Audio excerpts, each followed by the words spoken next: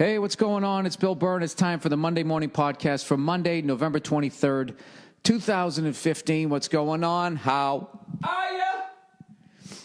What's up? Oh, Billy Redface. Oh, Billy Redcakes. Oh, fucking, what are you doing? Douchebag Freckles here is in a great mood. He's on his, done with his first week and not doing shit. I'm not doing shit for the last week. I already did it. I already accomplished the dream of not doing shit. And this week, I'm not doing shit. Right? Greatest fucking holiday of the year. Everybody talks about Christmas. People talking about Flag Day or fucking Easter. I'm telling you, this is the one. You don't have to buy shit. All you do, you just show up. You show up, little corned beef and cabbage, whatever your little family fucking dish is. You show up, you smile, you do a couple of air kisses, you know, feed your fat fucking face, and then you just slip into the living room, right? And watch the game. Sitting on the sofa. Then there's that other guy, the socially fucking awkward guy who hides in alcohol, sitting in the lazy boy. You know, you guys are angled just enough that you can see each other in your peripheral, but you never say anything. You know, a couple times you go to start the conversation, and you see the lonely guy being excited, but then he fucks it up, and you see him withdraw again, and you try to act like it didn't happen. And that's just the second quarter. All right? Anyways, I did my official weigh-in today to see the damage I did. I was about $165 or something before I left to go to way back in September, right? I was trying to get down to 162. I got to 165, and one day I just skipped rope and just sweated it out. I got to like 162 point something, but that's bullshit, right? Got down to 165. Then I had a wedding, a week-long family event, and then right after that I went to Texas for a week and then Toronto. And I came back for a few days, and then I went to D.C., then I came back for a few days, like a week, and then I did that 2-week fucking tour of the Midwest, came back for 3 days, then I did the Philly run, then I went to New York, and then I did MSG. So in that time, I knew I was putting on weight. I knew I was doing it. I knew it. I couldn't stop, right? All right. Now, before I started this whole thing, I was 187 pounds. I went down to 165. I lost 22 fucking pounds. So the big question is, Bill, you dumb fuck, after you did all that work, you stupid cunt, how much did you give back this morning? After weighing himself in September, before all the festivities, he was about 165 pounds. I weighed myself this morning, right when I woke up, the most accurate weight from what I've, read on the internet. So take that with a giant grain of salt and sugar. 176.8. Oh, Billy, what did you do?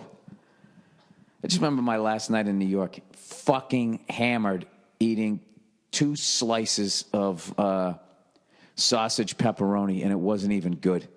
And after the first one, I was like, Jesus, this is so much shit on this. This feels like Chicago pizza, where like nobody in their right mind ever has more than 1 slice of deep dish pizza. You just fucking, you can't do it. You're out of your fucking mind. So, anyways, so I'm pissed that I fucking went that hard, fucked it up that much, but I didn't see the dreaded. The one that really depresses me is when that second number is an 8. So I'm going to try to do the impossible, the unthinkable. Cleo, will you stop licking yourself so damn loud? Hey, Cleo.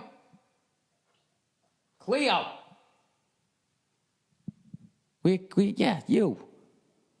Knock it off over there. I know you got to do what you got to do. You need a bath? Anyways, the fuck was I talking about? Oh, I'm going to try to do the impossible, the unthinkable. There she goes, licking herself again. Good Lord, no shame whatsoever. I'm going to try to lose weight during the holiday months here. I'm actually, during the week of Thanksgiving, I'm trying to go. My goal is to do the 3 pounds that I was doing back in the summer, drop 3 weeks. So that's 173.8 is what I need to be next Monday morning when I roll out of bed. And so we'll see what happens. But here's a fucked up thing. I made 3 pies yesterday. All right? Not all for me, obviously. Just people come by the house and stuff like that. So I made a cream pie, a pumpkin pie, and an apple pie. And I actually fucked with the Sacred Family recipes. Now, I haven't had a slice of any of it yet, but I upped the cinnamon in my apple pie. and I used this different recipe. It was a butter-based crust, and my wife sent me a fucking text message. I thought the house was on fire. It was just OMG, OMG, OMG, OMG. I can't even say it that fast. She fucking, well, say it slower, Bill. We still understand. She wrote OMG like 50 times in a row. So I had gone, I was driving, so I texted while driving, of course, and I said, pie, question mark, house fire, question mark. And then she did a bunch of emoji shit. And she wrote, that pie is fucking delicious. I said, how's the new cinnamon level? She said, perfect. And then I said yes with an exclamation point. How about that? You got to hear my whole private text message. No, that's the best. Apple pie's a motherfucker. You know? I don't know how you guys do it. I use like 3 different types of apples. You got to peel them, then you quarter them, then you try to get like 8 slices. Right? You slice them nice and thin the way Paulie does the garlic in fucking Goodfellas. And you gotta have your mix ready though, so they don't turn brown. You stick them in there, you swoosh it around and all that. You make sure it gets all over the place, and then the fucking the apples all intermingle. You know what I mean? Like the higher ups don't want us to. Like everybody getting along. I'm fucking with you. I guess what? I went down to the comedy store yesterday for my first set since my last show in New York, and I went down there. I had the best fucking time. I tried out all this new material, and I actually walked into the comedy store, and, you know, they have the original room, and then they have the main room. The original room is part of the original club when they just bought half of it. It used to be a nightclub called Ciro's, and where the original room sits, I think, was the back of the main room. So, anyways, whatever. Come out to L.A. Just walk in. Take a look at it. So I go, what's going on in the main room? And they go, Dick Gregory. I go, what? They go, Dick Gregory. I go, Dick Gregory is on stage right now? And they were like, yeah. And I went in there, and the guy was fucking hilarious. Still funny as hell, still edgy. Talking about topical stuff. He was talking about Paris. He was talking about all this just right up-to-date stuff. He was fucking amazing. So that gave me a charge. So then I go into the original room. They bring me up. I start doing my thing. Everything's going great. You know, I did my little wage gap joke, and then I get off stage. Thanks a lot. And all of a sudden, this lady, she comes up to me, and then she just wants to present her case. She's like, you know, well, actually, I'm in my mid-30s. And now I'm at an age now that when I go out with a guy, he wants to go Dutch. He expects me to pay for half. And then I just go, well, yeah, you should. You know? You should. I don't think it's asking too much. You're in your 30s. You've demonstrated that you're not a first-round draft pick at this point. You know, you're fucked up like me. So, I know I'm fucked up. I know you're fucked up. Or maybe too driven to commit to anything. So, you know, we got to keep each other at arm's length here, right? So I pay for my shit, you pay for your shit. I couldn't even listen to, like, that's your big fucking complaint in life, that for the first 30 years you got free fucking food and drinks. Like, as a guy, do you know how far back into my life I got them? They get to live like 8-year-olds. Remember when you were a kid, you just walked around? As a kid, you had no money. You went out with your parents. You had a whole fucking day. You ate. You had drinks. You fucking, no, not booze, but, you know. Got yourself a high C, whatever the hell you had. You know? Went to a ball game, whatever. You never went in your pockets. The life of a kid. You know? You essentially, not like, look, I obviously know women don't just not pay for fucking anything, but I'm just saying that when they get courted, you know? You don't have to pay for shit, generally speaking. Right? So anyway, so she comes up to me, and I just didn't want to fucking hear it, and I made the mistake. I treated her like a guy, and I feel bad. I just gave her shit, and then she was like, oh, you're being mean and everything. I'm like, it's a comedy club. We're comedians. This is what we do. And then she wanted to make her fucking point, and I just, you know, I said, all right, and I just walked away. And then, of course, I made the mistake of asking another comic. I go, was I just too mean there? And he's like, yeah, no. Comedian will never say you're too mean. They'll, no, say, you know, seemed about right. Felt like the right level of it. That's a pet peeve of mine. I don't like when I'm standing on stage and you could heckle me while I'm making my point. Instead, you don't. You wait till I get off stage, and then you want to have some fucking, Charlie Rose conversation about what the fuck you think of the joke. I don't give a shit at that point. I would much rather that you yell out during my show. Like, hey, I'm in my 30s. I got to pay for a date. Then we could have had that hilarious conversation, a little back and forth. But instead, I got to get off stage, and then you come up to me like I'm being debriefed after my shift. You know what I mean? See where I went right, see where I went wrong. Like, I don't want to fucking hear that. But you're more than welcome to heckle me. I don't give a shit. I don't care about that, I'm up there. It's me and the mic stand. I feel safe. Who's kidding you? I was probably too much of an asshole. What do you want from me? So anyways, what the fuck happened to my LSU Tigers? Jesus Christ. I know I was on the road a lot this year, so I missed most of the season. But I watched the end of the Alabama game. They lost that game, and the fucking wheels fell off. Then they got their asses kicked by Arkansas. Who even knew they still had a football program out there? I mean, it's Arkansas. When was the last time you even heard of that state? Bill Clinton was in office, and that was only in the first term. The former governor of Little Rock, Arkansas. All right? And by the time he got to his second term, they phased out Arkansas. Like the older brother on Happy Days, right? No more Chuck. Now he's at school. Now he doesn't exist. Right? How the fuck do you lose to them? They're not in the Midwest. They're not in the South. They're just there. The name of their capital, Little Rock. It's got little. How does your capital have little in it? Unbelievable. We fucking lose to them. What even goes on in Arkansas?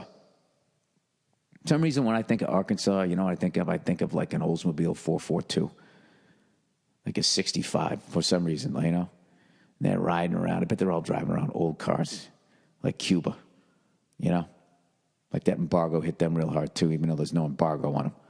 But they're just Arkansas. How the fuck do you lose to Arkansas? I'm just waiting for those fucking Arkansas SEC people. Actually, we're fucking 7-1 in the conference. I don't care.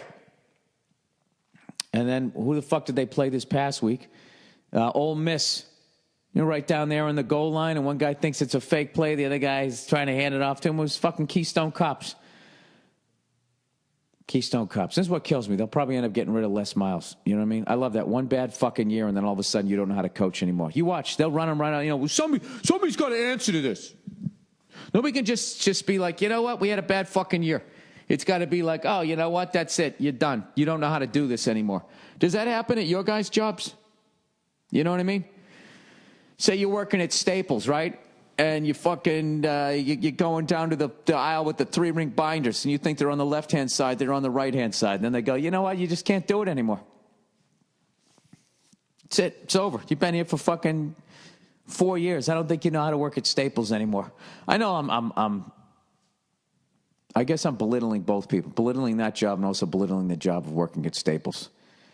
I think the job at Staples is the big thing is you hide in the back room because they have so little people on the floor. If you walk out on the floor, everybody's going to ask you a question, right? You're going to walk out. Excuse me, sir? Sir, yes, could you tell me where? My daughter's 8th birthday's coming up, and we want different colored paper clips. I thought, That's when you should legally be able to just grab somebody by the back of the head and steer them towards where they need to be, And then, push their head down to see where it is on the shelf. And then as you go to let go, you give them that little push before you do. It causes them to do that half a step and put their hands out like a toddler about ready to fall. Anyways, I barely watched any football yesterday. I got a couple of things done that were hanging over my head that were going to cause me to not enjoy my fucking holidays. I am now at the age that somebody asked me to write a letter of recommendation for this fucking thing, and I just kept putting it off. And I was like, Bill, this person is trying to get on with their life here. So I just sat down and fucking forced all my ADD away. I opened the email, but I looked at a bunch of other emails first. I gradually closed all the windows. And I missed all the 1 o'clock games. I caught the tail end of the Cowboys game. I was psyched for the Cowboys. How fucking nuts is it that they're undefeated with Tony Romo, but they're 10 games in? It's just a fucking tragedy. They were 2-0. Tony gets his fucking collarbone broken. They lose 7 in a row. They go 0 for fucking 7. Then Tony comes back, boom. It's like he never left. You know, like that old friend you don't see for 20 fucking years, and you see each other, you just start laughing. You pick up right where you left off. Tony Romo. Tony Romo. You know, I want to hear the Cowboy fans bitch about him now. Huh? There you go. You got what you wanted. You got Tony out of the fucking lineup, and look what happened. 0 for fucking 7. So now, he's back. And what I love is the fucking NFC East sucks so bad that they could actually go on a run and still win the division. You know? That's what's killing me about the Giants right now, because I told you I never want to see the Giants again. I don't give a fuck that we beat them in the regular season. It doesn't matter. I can't handle another. I can handle another Super Bowl loss. I can't handle another loss the way we lose to the Giants. I just can't do it, you know? Tony Romo fades back to pass. His shoe comes off. He throws the shoe by accident. And everybody goes after the shoe and take. He's running with the football. He's at the 30, the 20. It's unbelievable. Touchdown. Fuck that. I can't watch another one of those. John Brady back to pass. He's got to throw it fucking half a yard to Wes Welker. He drops the ball. I don't even want to fucking deal with that. And this is what kills me. The Giants, have absolutely shit the bed this year, are in first place, I think, with like a fucking, 4-6 record or something. You know, I could just go on the internet and I could look this shit up, or I could just wing it. No, who's kidding who? I would love to play the Giants again, as long as we win. You know, but if it was like going to be a 50-50, I'd be like, yeah, I don't need to go through that emotionally anymore. I really don't. It fucking kills me how much these stupid losses, I never get a ring. They don't ask me to get on the duck boats for the parade, do they? Why the fuck do I care? Why am I absolutely elated that the Bruins have won 2 games in a row right now? Huh? I don't know. I have no idea. Second win, big win against the Toronto Maple Leafs. I've been at home getting caught up with them. They look all right. Last couple of games, they look all right. Definitely up and down season. So, I don't know. I won't pack it in until like February. And in February, they're still doing this stuff. Then you start getting those awful feelings like you almost want your team to lose so they get a better draft pick. But I can't fucking do that. But anyways, did I miss it yesterday? Did the Islanders and Canadians play? Joe Bartnick from Puck Off told me that there was going to be bad blood. There's going to be some bad blood in that game. I think I fucking missed it. So anyways, but the big game tonight is Patriots versus the Bills. So I'm going to try to do my best to get in front of a TV so I can listen to Bills fans talking shit again about what they're going to do, what we should have done. Right? They're going to get all like, fucking, we're going to kick your fucking ass. I already got a text from somebody. So one of my friends out there, I think the Shred and Reagan show, they texted me going, the Patriots are going to get their asses whipped. And I just wrote back, who are they playing? He goes, they're playing the Bills, this year's Super Bowl champion. And I just wrote back, I said, well, it should be a great game. You guys have a wonderful defense. Good luck. Just diffuses all of this shit talk. Why are you talking shit? You know what I mean? Dude, they're going to fucking come in there, he's going to do it, he's going to fucking, and what if he doesn't? And what if he does? What are you going to do? Huh? You going to sit there and grow your man tits with me?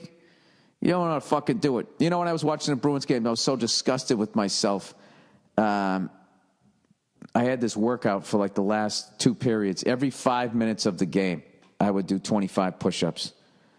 It's an easy way to do 200.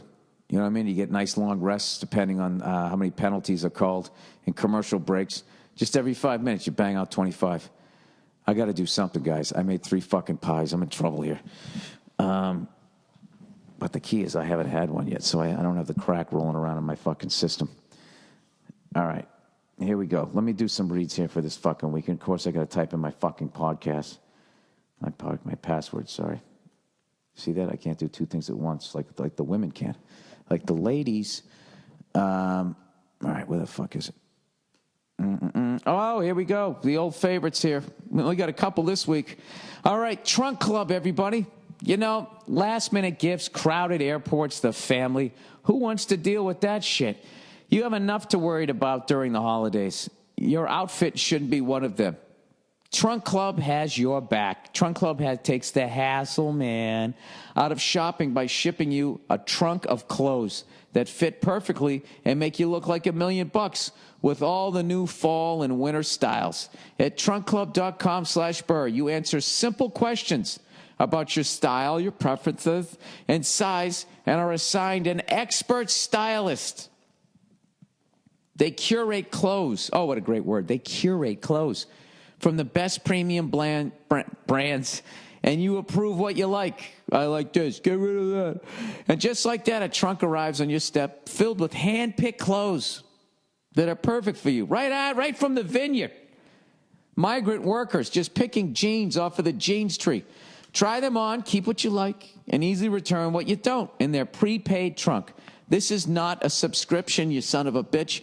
You only pay for the clothes you keep from your trunk. No hidden charges, just great clothes. Call to action. Offer. It's the busiest, most hectic time of the year. But you can still look fantastic. Great. Get started today. And Trunk Club will style you for free. Free shipping both ways. You only pay for the clothes that you keep. To take advantage of Trunk Club, go to trunkclub.com/Burr. One last time. Hey! Trunkclub.com/Burr for a trunk filled with clothes you'll love wearing. Oh, and here we go. Oh, our favorite here. Boop, boop, boop. MeUndies. MeUndies. No more drippy balls. Boop, doot, doot. MeUndies. MeUndies. Don't grab one, grab them all. Shake your nuts all nice and dry. When you put on these underwear, your balls will be high, like they ate a fucking pot cookie, except it's your balls and not your brain. Oh, yeah. You probably got more hair down there. All right, MeUndies, let's talk about your underwear. It needs to be comfy. It's got to be snug in all the right places. It's got to look good. It's got to feel good. Can't ride up your butt crack. You know what I mean?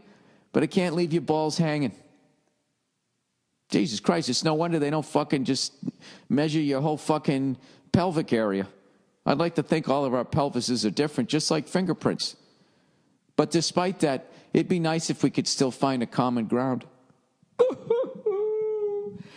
You don't just want your underwear comfy. You want the world's most comfortable underwear. And you know what that is? Sure you do. It's MeUndies. There it is across the bar staring at you. It just sent you a drink. It's winking. Huh? Invite it over. Invite it over right up against your fucking undercarriage. Please include all of the following points during your read. Well, I'm going to read what you fucking wrote, you assholes. No, modal is pronounced modal.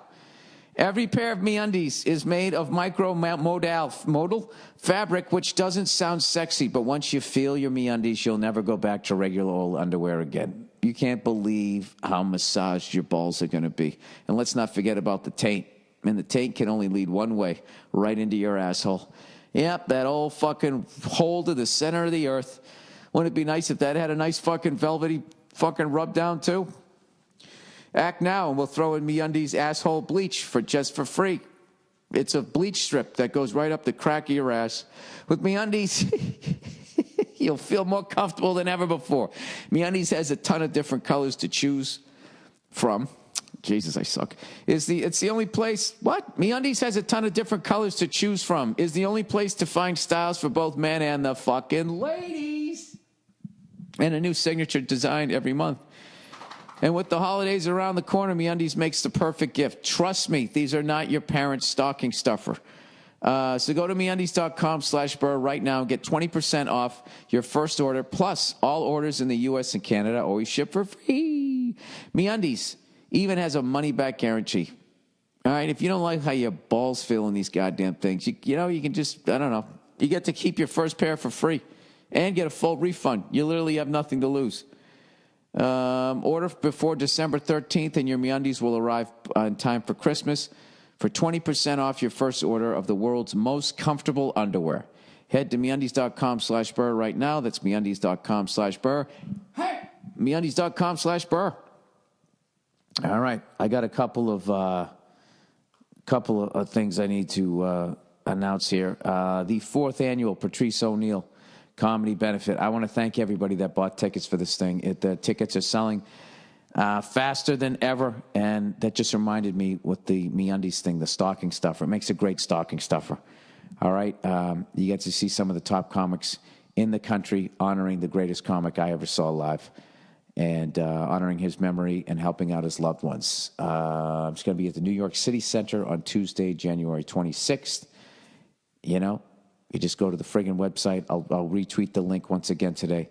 I got the date up on my website, the whole damn thing. The great thing about this, great gift to get for somebody, and all you got to do, go on the internet, click, click, click, bing, bang, boom, you're done. Stick it in the stocking, and then you can go right over to Spike in your eggnog.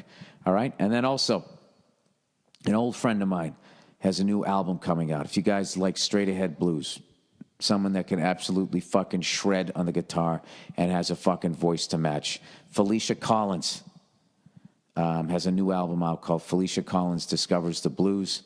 Straight ahead blues album. She sent me a couple of the tracks. Me and Bartnick were listening to it the other night.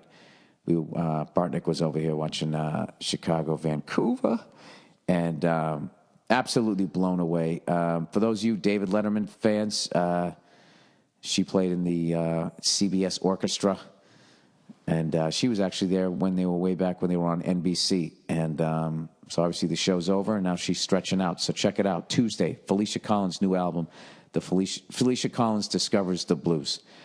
All right. And what else do I got coming up? I have, of course, F is for Family is out on December 18th. And, and Pete Corielli is going to be a guest on the Thursday afternoon podcast just before Friday next week to promote, I believe, his new stand-up special on Showtime, which I heard is getting rave reviews. He's one of my favorite comics of all time, and he's a great guy to go and see before he fucking blows up because he's that level funny. All right, and with that babbling, let's march on here with the podcast. What was I going to say? Yeah, so I'm gotta go to the fucking gym today. The second I do this, so this is my game plan. I'm going to do an hour on the elliptical today, Tuesday, and Wednesday. I'm doing the Joe Rogan's podcast on Tuesday, tomorrow. So I might bring some of that pie that I made over to him, you know, which would be a cool thing to do for the holidays. Plus, then I don't have it around here, so I'm not fucking eating it, right? And then all they do is eat one. I think that could work, right? You got to give away some of it. But I'm going to do, 3 hours of that by Thanksgiving. My one bad day is going to be Thanksgiving. Then I'm just going to try to, I got to turn around, guys. If I go back up to the 180s, I'm going to be so fucking depressed. I just don't want to be that fucking guy at the start of the year, like, oh, I'm going to fucking, here we go. I'm going to fucking get in shape, you know? You know what that's like? You know, it's like starting your year as a fat fuck who's got to drop like fucking 20, 30, 40, 50, 100 fucking pounds. It's the worst. Why not get started now and not do the fucking damage? You know what I mean? You know that awesome feeling you get, you know, if before you go to work you make the bed and you come home and the bed's made. You know that fucking feeling?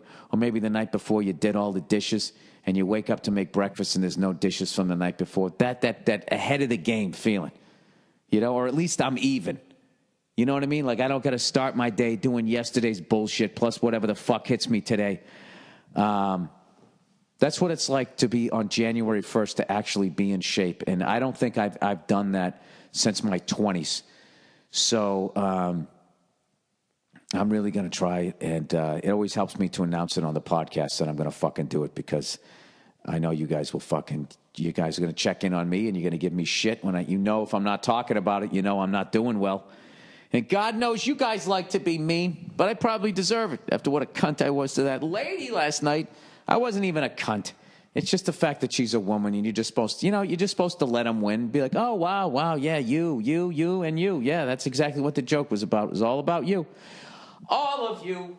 Why not talk about all of you? You're so interesting. Please tell me another story about your dumb day and what you said and, oh my God, what you were like. So I said this, and then she said that, and then I was like, ladies, how do you not see the pain in your man's face when you're doing that? You know what I mean? I see the pain in my wife's face when I try to talk to her about a game. Nia, it was fucking 2 minutes left, right? Patriots are getting killed on defense, right? We get the ball back. Tom Brady throws the ball. Giant guy grabs it, and he fucking lands on his stomach, knocks his wind out. And by then, it's just fucking over. She just starts making fun of me. Really? Oh, my God. Oh, that's amazing. She doesn't give a fuck. You know? But if I don't listen to her fucking stories, oh, Jesus. Oh, forget about it. It's a big goddamn... I don't know what it is. Anyways, let's get to some of the reads for this week, okay? Yeah, Bill, it's fine. It's absolutely fine. Oh, I'm doing the comedy jam tonight. All right, with the fucking text messages there. Let's read the text message. Oh, was that somebody else who saw the F is for family? Yeah, they saw the trailer. People are liking the trailer. Thank Christ. All right, venue. Dear Billy Big Shot, now that you've done the mother of all venues with MSG, what non-traditional venue would you like to play? Like something like the Great Wall of China? Congrats on your year. Go fuck yourself. No, there's still a bunch that I would love to play. Royal Albert Hall is on my bucket list. And there's a bunch of theaters that I would still like to play or continue playing. There's the one out here in California in Long Beach, the Long Beach something or other, where Richard Pryor did his live in concert. I already did a show at the Palladium. That's where he did live on the Sunset Strip. And I forget if the one that he performed at when he did his Here and Now, which I think was in New Orleans. I got to see if that one still exists. But I really, I like doing those old theaters. I like doing them, man. It's like going to old ballparks and you hear all the people that were there. Like last night when we were down the Comedy Store, there's just characters just show up, right? Dick Gregory's on stage, and then this other guy comes in because he knew Dick Gregory. He was the publicist for Ciro's. There was this nightclub, I said before it became the Comedy Store. And, when Frank, Dean, Sammy, and all them were down there, he was just naming all of these fucking names. He said, yeah, he goes, I first came here in 1950. So I'm immediately doing the math going, Jesus Christ, if this guy was like 20 in 1950, that's 65 fucking years ago. He's 85. He didn't look like he was in his 80s. He actually looked great. But, so let's see, what venue, Red Rocks. I performed there, though, but I did Red Rocks when it was, there was some sort of animation thing going on after it. So Wendy at the Comedy Works got me the gig, and we went out there. But it was cool to be at Red Rocks, but they weren't there for me. They were there for the fucking film. So there was a lot of chatter. But a lot of the things on my bucket list are venues that that either bands played in that I love and had some live album there, or comedians that did a special there. So I told you, when I was in Hammertown there up in fucking Toronto, Ontario, in Ontario, not Toronto, they just kept calling it Hammertown. I can't even remember the name of the town, but it's south of Toronto. I didn't realize I performed until after I was there. I performed at the theater where Bill Cosby did Bill Cosby himself, arguably the greatest special of all time. Now what he did afterwards, I don't want to get involved in that. So that was cool. I did. Yeah, that's a great question. I don't know. I just want to keep going. I like going to venues that I'd never been to. You know what I really enjoyed this year is when I was doing the tour of California, going to Reno and Bakersfield and Fresno, and they were along the old school highways where people were psyched. Like the highway went right down Main Street, so they would have some big fancy sign. Reno, biggest little town in the West. Fresno, whatever the fuck their slogan is, they would always have like town and then some sort of slogan. Bakersfield, like, hey, stop and stay a while, some corny shit. But I really like that Route 66 type of stuff. And as far as Europe goes, that's to me is all about World War II, World War I. Those types of places. But as far as performing, I don't know enough about Europe and that type of thing. I did look up, AC/DC, where they recorded If You Want Blood, their live album. That was a place, I believe it was in Glasgow or Edinburgh. I want to say Glasgow, but the venue doesn't exist anymore. So, so that I would say that. I get a big charge out of a music place because I'm a total nerd when it comes to that shit. And I remember when I was in England, London, a couple of years ago, accidentally coming upon that Ronnie Scott's, and I saw Jeff Beck have one of the great was him, Vinnie Colaiuta, and that chick on bass, and they just were fucking unbelievable. Like Jimmy Page was in the crowd, sinking down in his seat, like, oh yeah, I stole that riff. I remember stealing that one from him. Nicking it, I believe, as they call it. So yeah, there's still plenty left. And the MSG for me was not, as much as it was a high water mark, it wasn't like this, and now I just slide down the back nine for me. It was, it just felt more like an honor to be there. And it was mine for an hour and a half. And then, the second you leave, somebody else's name was on the marquee. And it's like, wow, I got to do that. But I got to tell you, I had just as much fun fucking around with the new stuff, It's hard to describe unless you're a comedian, the excitement of new stuff. Like, oh, I get to say new shit. I have to keep saying this stuff and trying to figure out how to make this fucking new again tonight.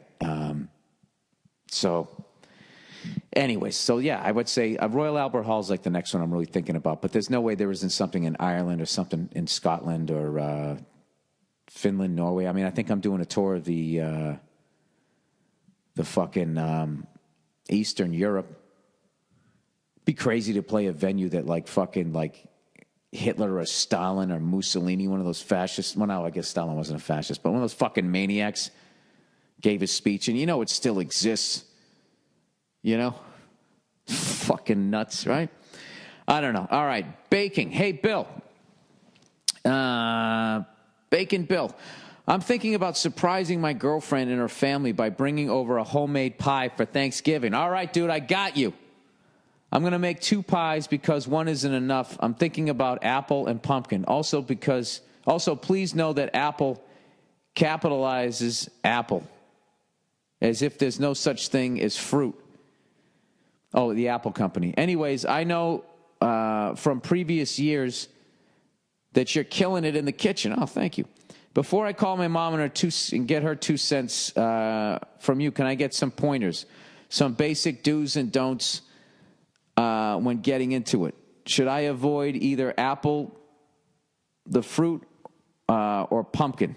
Thanks. Pumpkin pie is an easy recipe. Apple pies work as far as the filling, but it's also it's apples and cinnamon, man. I mean, come on. I'll give you the biggest, like the filling is easy.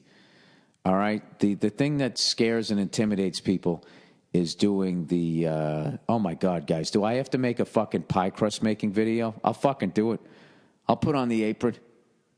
I'll put on the apron and a silly hat. I'll do that for you for fucking Thanksgiving. How about that? I will make a fucking pie video. Pie crust video. But if you're going to do it right now, because I won't get the video up in time, I will show you, I'll try to walk you through it. All right. So the recipe that I use, it's 2 cups of all-purpose flour, the kinds that people say, you're going to die if you eat it. That's what you want. With the pie, you don't want to go any low-fat. You don't want to go wheat. You don't want to do any of that fucking stinky feet Seattle thing up with it, all right? You want to go Midwest Chicago heart attack, all right? You're making a pie. You want to be healthy, go have a fucking salad. That's not what we're doing here. That's not what... Stop your crying and get out of my kitchen! Right? It's funny, there's roofers fixing something on my fucking roof that's never going to be fixed, and they probably just heard me yell that. Now stop your crying and get out of my kitchen. You know? That's how rumors start. Oh, I know that guy. That guy tells jokes. Yeah, he's fucking verbally abusive to his wife. Anyway, so what you want to do is 2 cups of flour, okay? And you get yourself a sifter, right? And there's always a little bit of salt. Go easy on the salt, like 1/8 of a teaspoon. So what I do is I take the cup of fucking flour, I pour it into the sifter, and the sifter is sitting in the bowl that you're going to sift into. Don't just pour it into the sifter. It's going to end up on your counter. You don't want that, right? So you pour in 1 cup, then you put in your salt, then you put your next cup over it. Then you sift it, right? It comes fucking out. Then you add your shortening, right? I use a stick of butter. Sorry. You want it to be cold so it's not too fucking mushy. Take it out of the fridge. You just cut it up in 1/8 of an inch slices. You put it in there, and then with your little fucking thing that you hit. See, this is why I'm going to have to do a video. You want to cover it, right? And then you put your shortening in, and then cover that. You want it to be all like you're making a fucking meatball. You want to get the breadcrumbs all over, except it's the flour. And then when you do that, you just lightly tap all the way around. You know, you're letting that shortening start kind of get into it. Then you go a little harder, gets a little mealy. Once it's a little mealy, you start adding your water. I got to make a video. And I can also show you how much you can fuck up a crust and still save it. And you know what? I got to do it. I'll actually do that. But listen, man, pumpkin pie is great, but if you want to knock people on their ass, you got to make an apple pie. And I'd get 3 different types of apples. Throw Granny Smith in there so you got a bitter thing, and then something else for a little sweeter taste. You know, a little surf and turf going on in there. And you just make sure you use enough cinnamon. You know what I mean? I use about a healthy half teaspoon. What has happened to me? I'm literally just sitting here talking about this shit like this is a fucking game plan to win the fucking football game tonight. All right. So anyways, holiday wedding. Billy Bells. My friend from college is getting married this Sunday after Christmas. Jesus, what a stupid time to do that. Well, it's because everybody's in your hometown? He goes, is there a worse time for a wedding? No. Can you believe that it's in upstate New York? Of course I can. If he's going to be a cunt, he's going to go all the way with it. I'm sure it'd be fun once I got there, but I'm thinking about skipping. The circumstances are grounds for not going, right? Absolutely they are. Fuck that. You know what I mean? I always think that when people do shit like that anyways, it means 1 of 2 things. They're kind of hoping most people won't show up. Or 2, they don't have enough money to throw a good wedding anyway. So all that great food, you're going to walk away from that to go up there and fucking eat hamburger helper? You know, standing out on the stage, eating on the fucking dance floor, eating a steak-um. Celebrate good times, come on. Boo-doo-doo-doo-doo-doo-doo. And you know one of your friends is going to cancel last second that agreed to go. And you're going to fucking show up there. Wahoo! There's some shit food being served right here now. Some fucking shitty food that's going to come out your ass. Yeah, fuck that. Fuck that. And he can never give you shit. All you got to do for the rest of your life when he gives you shit or she gives you shit or whatever about not going, you're sitting at the bar and they're fucking in your fucking ear. You just keep looking straight ahead and you just throw your hands out and you just go, you got married on the Sunday after Christmas. Who does that? That's it. And as they try to defend it, you just talk over.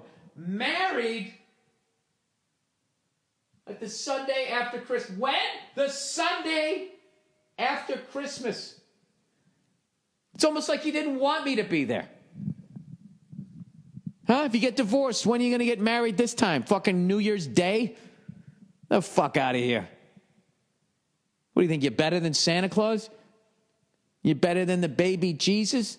Huh? You think you're better than the prime rib my mother makes on Christmas Day, you motherfucker? Where the fuck do you get to upstate New York? How dare you? I'm going to be that fucking person driving in a station wagon? Fucking Sunday after Christmas. Get the fuck. This is like my time off. This is my time off. This is my time. Okay? I'm going to go to a goddamn wedding. Oh, that just reeks of like my friend got ordained as a fucking preacher. He's going to go up there in his fucking street clothes. Oh, yeah. I bet they're getting married in like the basement of a fucking Holiday Inn. And the ceremony's going to be going, and the door to the function room's still going to be open, and people are going to be randomly walking by looking at it. You know, they got to keep the door open because there's no bathroom in the function room, so you got to walk out. Oh, that's a shit show. Jesus Christ, dude. That's like a sales meeting you don't want to go to. Well, you know what? I've convinced myself that I wouldn't go. I don't know what you're thinking, but I wouldn't go. That's totally grounds for skipping. A wedding alone is grounds for skipping. Who the fuck wants to go to that? Unless you're still in your 20s, and then it's a good time. You want to go to a wedding single, right? Go there, maybe bang somebody, right? Have a good time. But you don't want to go there, if you're not married, then eventually she's going to look, when are we going to do this? Ugh. No, you think of just fucking doing a running jump right off the balcony. All right, sleep trouble. Sleep trouble. All right. Hey, Bill, I just started traveling for work, and getting a good night's sleep is brutal. Yes, it is. I'm not trying Ambien or increasing my alcohol intake. How do you deal with all the travel? Alcohol. Do you use one of those stupid neck pillows? Nope. Hotel beds aren't bad. If I do sleep well, I end up waking up feeling comatose, which leads me to being more tired because those beds are huge and soft, and I don't want to get out of bed. You're also making up for the sleep that you didn't get on other nights, which you can't really do. There's that weird thing that if, like, say, you got 6 hours one night and then 10 hours the next night, so you got, it averages out to 8 hours. It still doesn't work that way for some reason. You can't retroactively, like, when you miss out on whatever it is you need. Some people only need 6. Some people just need 4. But if you need, like, whatever the fuck you need, I'm saying if you come up short, you can't just sleep extra one day and then even it off. It usually takes like a week. Like, I've been fucking sleeping this whole week, falling asleep like an old person. So, but anyways, let me continue. And I don't want to get out of the bed. It hasn't happened yet, but I can see it's slowly turning me into a grouchy asshole. How do you do it?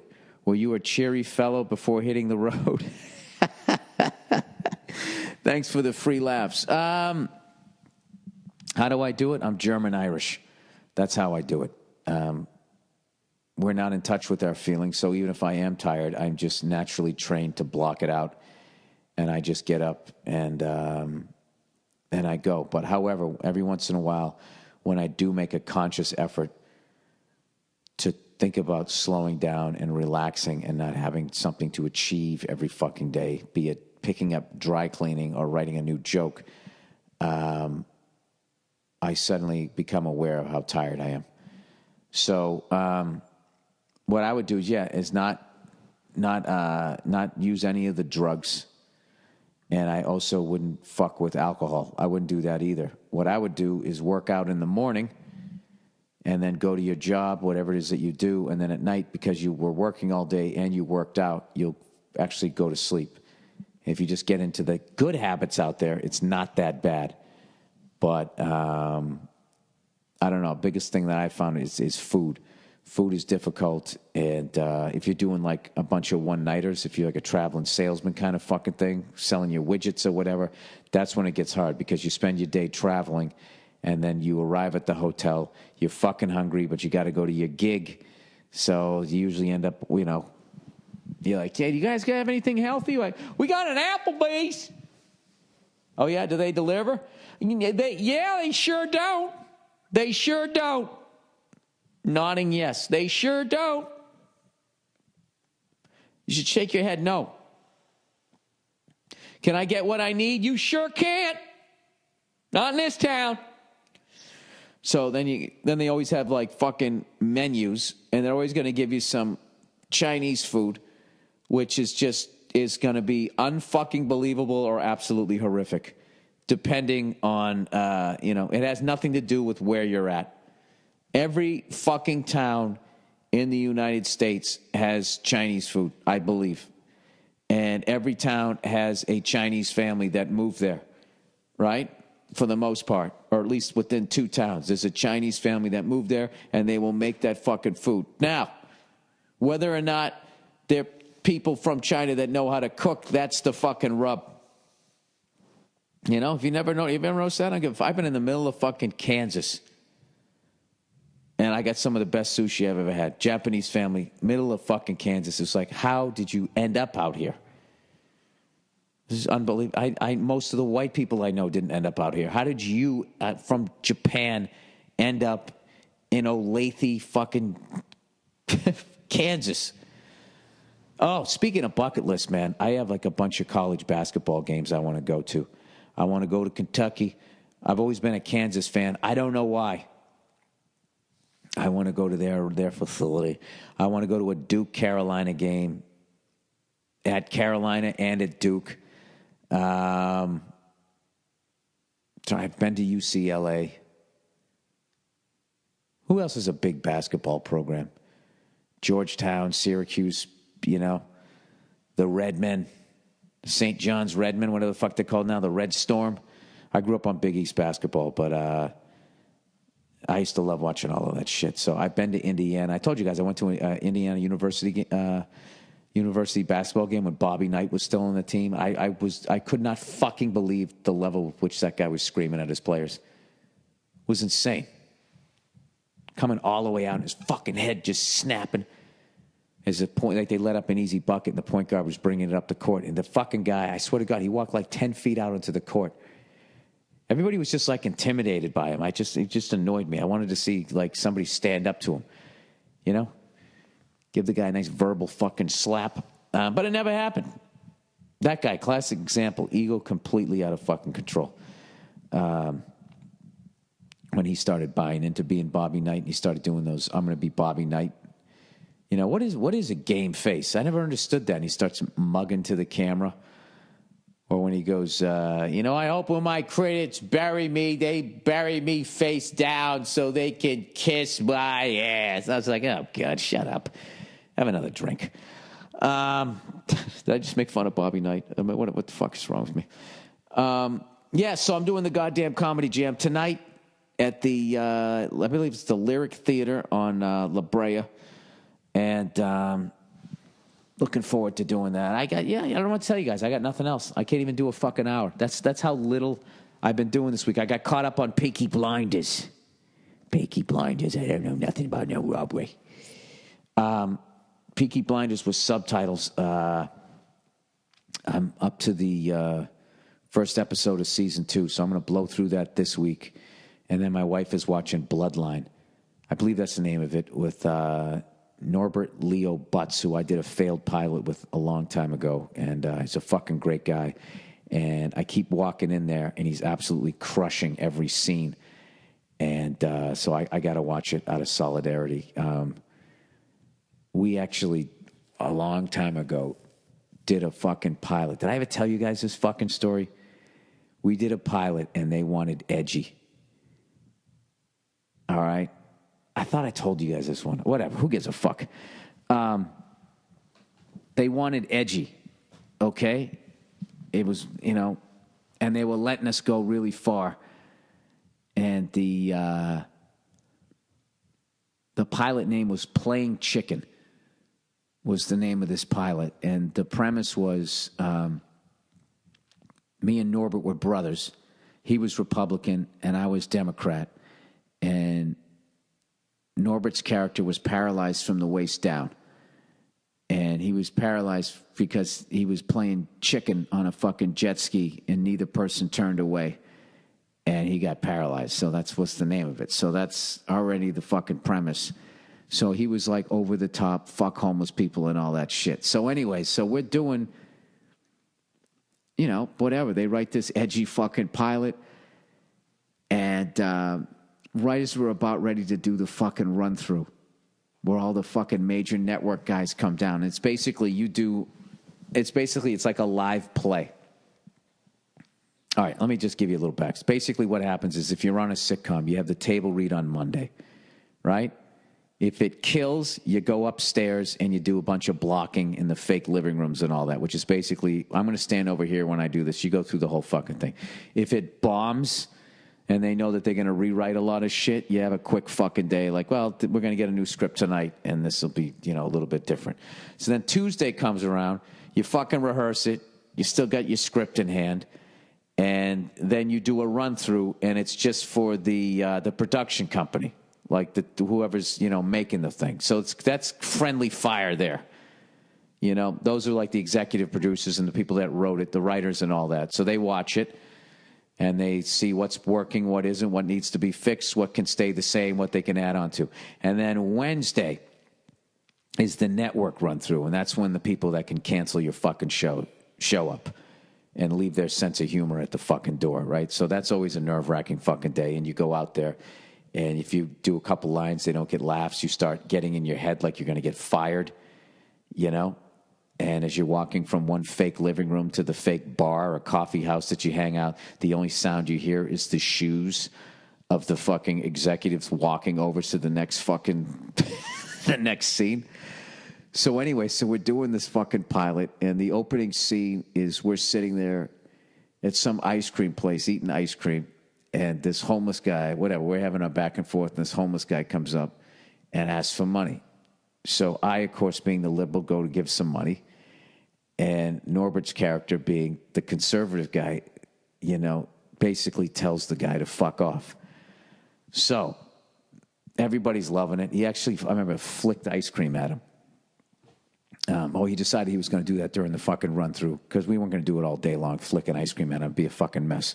So he just kept miming flicking the ice cream. That's what it was.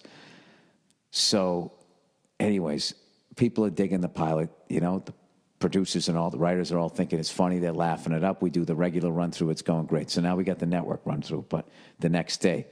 And it just so happens that during that week or whatever, Don Imus said the nappy-headed hose fucking comment. And for whatever reason, all hell fucking breaks loose. Like, Hitler's back. And it becomes this big fucking lightning rod thing that allows a bunch of people who don't, want to increase the fines with the FCC and all this shit. All basically what this one guy said on the radio trickles all the way down to our pilot that has these fucking suits nervous, just in general about we better watch our step because Don Imus, I don't know what, lost some advertising money. So they're in that fucking headspace, and they come down to our show where we got a half-paralyzed guy, and the opening scene, we're doing the scene, it's getting zero laughs. And I remember when the homeless guy walked out, and they even gasped at that because they really made him look homeless. He was really dirty. And Norbert goes, all the jokes are bombing, and he goes and turns around and flips this fucking glob of ice cream and hits the actor right in the face, and they gasped. And no laugh. I mean, I thought it was going to kill. We thought it was the funniest shit ever. There wasn't a fucking, they just gasped. And then it ended, right? And then just the sound of their shoes just shuffling all the way down to the other side of the set for the next fucking scene. And it was the worst run through I've ever been in. I'm talking, there was zero laughs. It was dead fucking silence. And I just remember walking by this one actress. She delivered her line, and it got nothing. And she walked by looking at me like, what the fuck is happening? And I almost bursted out laughing because for actors, it's like, fuck, I'm going to get fired and I'm going to be unemployed again. For a comedian, I can still, I'm not unemployed. I can just go back to doing shows. The fact that I'm on this thing is gravy. So the look on her face was just, I mean, I don't want her to be out of work, but it was just funny to me. So the more it was bombing, the harder I committed to what I was doing. Just because if you're going to bomb, you might as well just fucking do the triple Lindy. So I was just going bigger, and it just was just dead fucking silence.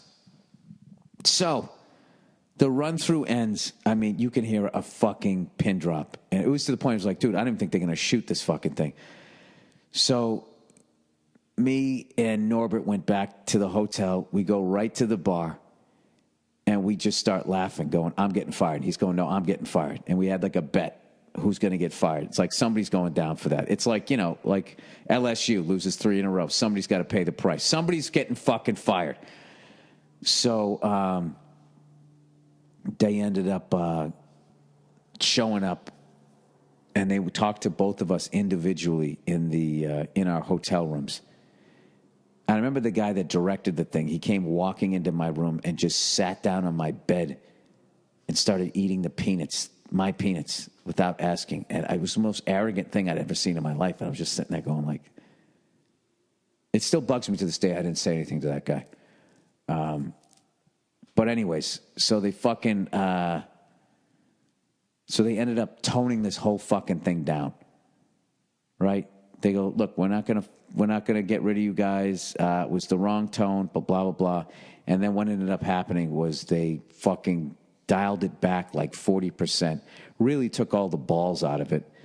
And then, a few days later, we shot the pilot in front of a live studio audience, and it actually killed. It went great, but it didn't end up getting picked up. And that's my story about bombing. Sorry, guys. I had to go in the well there, man. I ran out of fucking stories to tell you for this week. All I know is that the Bills are playing the Patriots tonight in Gillette Stadium. Anything can happen. They just don't have a quarterback. They got a great defense, though, so we'll see what happens. I don't think the Patriots losing one game is the worst fucking thing. I think it's actually better, man. It makes people focus on somebody else. So, worst case scenario, we're 9-1. I'm on vacation, I'm having a good time here. So that is it. I'll talk to you guys on Thanksgiving. I'll try to make a pie crust video. I'm going to do that shit. Why not? I said I was going to do it, right? That'll be me giving back, giving thanks to you guys listening to the podcast. I'm doing and listening to the Joe Rogan podcast, Joe Rogan Experience. I'm going to be doing that tomorrow. And I think that's it. Happy Thanksgiving to everybody. If you're traveling, you don't have time to listen to this podcast, I don't get a chance to say it. Happy Thanksgiving. Thank you to everybody that's coming out to my show over the years. From the bottom of my heart, I really appreciate it. And that's it. Go fuck yourselves. And I'll check in on you on Thursday.